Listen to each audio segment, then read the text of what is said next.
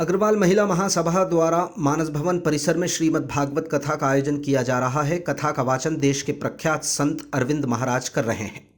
मानस भवन में जारी श्रीमद् भागवत कथा के दूसरे दिन अरविंद महाराज ने शिव पार्वती संवाद के रोचक प्रसंग का वर्णन किया। उन्होंने धर्म के चारण चरण बताते हुए कहा कि जब तप, धर्म और दान का महत्व है, कभी भी ब्राह्मण का अपमान नहीं करना चाहिए। इसलिए जीवन में गुरु बनाना जरूरी है, क्योंकि बिना गुरु के गति नहीं है। उन्होंने कहा कि श्रेष्ठ व्यक्ति का अपमान करना मृत्यु के समान है।